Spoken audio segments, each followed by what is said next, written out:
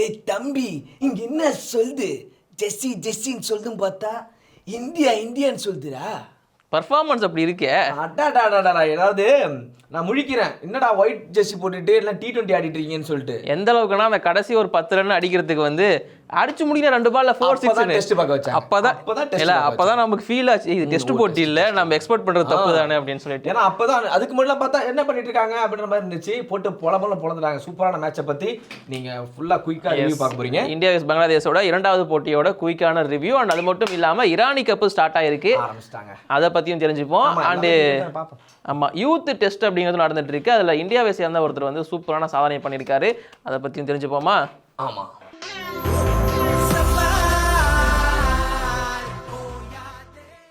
ஆலினார் sports நேயர்களே அனைவருக்கும் வணக்கம். நான் விஜய் சிட்டி, என்னுடன் ஸ்போர்ட்ஸ் நிதிஷ்.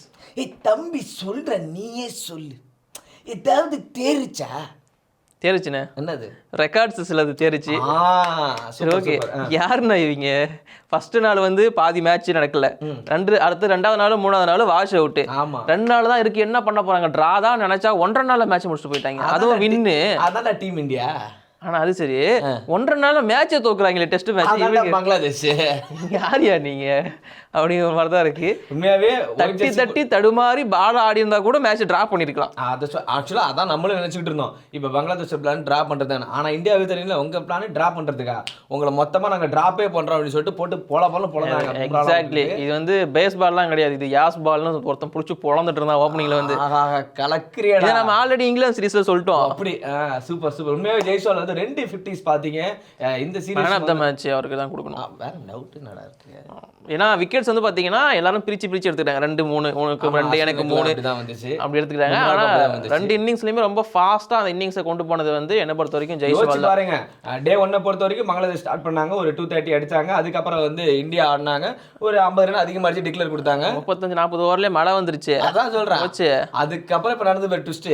4வது நாள் வந்தாங்க. 50 ஃபாஸ்டஸ்ட் 50 வச்சுக்கோ, ஃபாஸ்டஸ்ட் 100 வச்சுக்கோ, ஃபாஸ்டஸ்ட் 150, ஃபாஸ்டஸ்ட் 200, ஃபாஸ்டஸ்ட் 250 எல்லா ரெக்கார்டும் முடக்கப்பட்டது டெஸ்ட் ஹிஸ்டரியில. இதுதான் ஃபாஸ்டஸ்ட் அப்படிங்கறத தெரிஞ்சுக்கோங்க. அண்ட் அது மட்டும் இல்லாம ரொம்ப கம்மியான ஓவர் தான் போடப்பட்டிருந்துச்சு, ரொம்ப கம்மியான டைம்ல ஒரு மேட்ச்ல ரிசல்ட் வந்திருக்கு.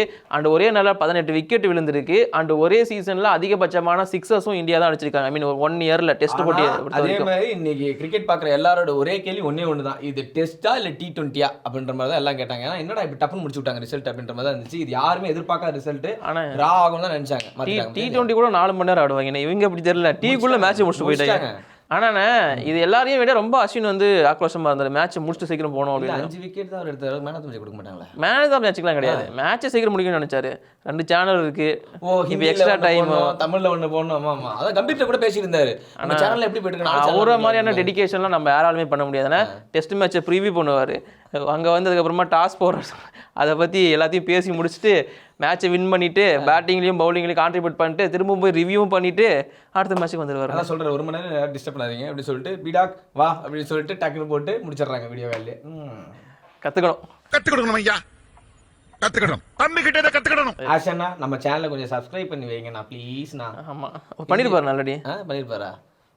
10,000 ஃபாலோவர்ஸ்ல அவர் ஒருத்தர் இருப்பாருன்ற நம்புவோம். நீங்களும் மறக்காம சப்ஸ்கிரைப் பண்ணுங்க, அஸ்வின் கூட சேர்ந்துக்கோங்க அப்படி சொல்லுவோம். அது ஒரு பக்கம் இருக்கட்டும். எந்த பக்கம் மேட்சுக்குள்ள வரும்? இரானி கோப்பை போயிட்டு இருக்கு இல்லையா? இரானி கப்பை பத்தி சொல்லி முடிச்சிடுறேன். ஸோ இரானி கப் அப்படிங்கிறது வந்து பார்த்தீங்கன்னா மும்பை, அதாவது ரஞ்சி டிராஃபி வின்னர்ஸுக்கும் ரெஸ்ட் ஆஃப் இந்தியாவுக்கும் நடந்துட்டு இருக்கு. ஸோ ஓவராலாக பார்க்கும்போது ரகானே டீம் வந்து இப்போ பேட்டிங் பண்ணிட்டு இருக்காங்க. ருத்ராஜ் டாஸ் வின் பண்ணி நாங்கள் பவுலிங் அப்படிங்கிற மாதிரி சூஸ் பண்ணிட்டாரு. ஸோ இந்த பக்கம் வந்து ஓப்பனர்ஸ் பிருத்வி ஷா, ஹர்திக் இவங்களாம் பெருசாக ஆடலை, டாப் ஆர்டர். அதுக்கப்புறமா உள்ள வந்து ரகானே அண்ட் ஸ்ரேயஸ் வந்து பார்த்தீங்கன்னா ஒரு நல்ல பார்ட்னர்ஷிப்பை போட்டு போயிட்டு இருக்காங்க. இப்போ நான் இந்த வீடியோ எடுத்துட்டு இருக்க சமயம் வரைக்கும் ஸ்ரேயஸ் அவர் 50 அடிச்சாரு, ரகானே 50 கிட்ட போயிட்டு இருக்காரு. மேபி அவருமே 50 அடிச்சிருக்கலாம். அண்ட் இது நல்லா போயிட்டு இருக்கு. ஆனால் இது மட்டும் இல்லாம இந்த பக்கம் வந்தோம் அப்படின்னா ஸோ இப்போதைக்கு யூத் டெஸ்ட் அப்படிங்கிறது நடந்துட்டு இருக்கு. இதான் ஃபர்ஸ்ட் யூத் டெஸ்ட் சென்னையில் நடக்குது. India Under-19 with Australia Under-19 ஆடிட்டு இருக்காங்க. அதுல ஒரு இந்தியன் பிளேயர் வந்து அது ஒரு ஹிஸ்டாரிக் ரெக்கார்டு. அது வைபவ் சூரியவன்சி அப்படிங்கிற ஒரு பிளேயர் வந்து 58 பால்ல செஞ்சுரி அடிச்சிருந்தாரு. ஸோ இவர் தான் வந்து பார்த்தீங்கன்னா ப்ரொஃபஷனல் கிரிக்கெட்டில் ரொம்ப யங்கஸ்ட் பிளேயர் செஞ்சுரி அடிக்கிறாரு. எவ்வளோ ஏஜ்னு நினைக்கிறீங்க? Under-19 ஒரு 17 இருக்கும். 13 தான் அவருக்கு வயசு, ஜஸ்ட் 13. நீங்கள் என்ன பண்ணிட்டு இருக்கீங்க 13 வயசு? நான் என்ன பண்ண வச்சிருக்கேன் அதான் கேட்டியோ.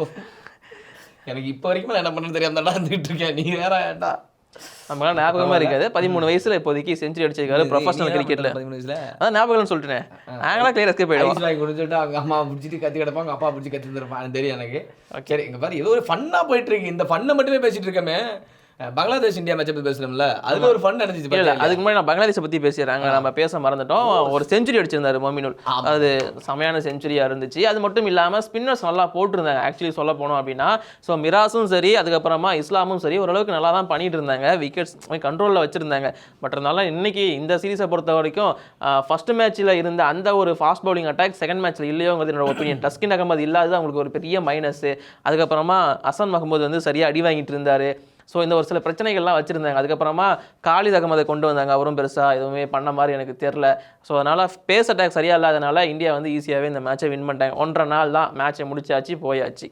ரிஷப் பண்ணிட்டு நான் ஃபேன் ஆகிட்டேன்.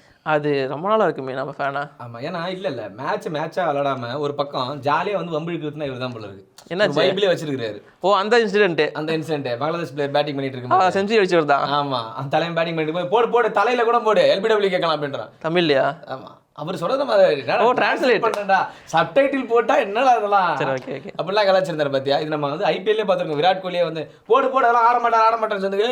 யாரை கலாச்சினுங்கிற, நான் அப்படிதான் சொல்லுவேன், நீ ஆப்பனன்ட் அப்படின்னு சொன்னார்ல. ஸோ ஃபண்ட் இருந்தாலே ஒரு மாதிரி ஃபன் இருக்கு. ஆக்சுவலி ரிஷப் பண்ட், அஸ்வின், ரிஷப் பண்ட் கீப்பிங்ல, அஸ்வின் பவுலிங்ல இருந்தா இன்னும் ஃபன் நிறையவே நடந்துட்டு இருக்கும். அஸ்வின் சொன்னா அந்த வீடியோ ஞாபகம் வருது, போடாங்கிட்டே அப்படின்னு சொல்லுவார்ல, அது ஞாபகம் வருது.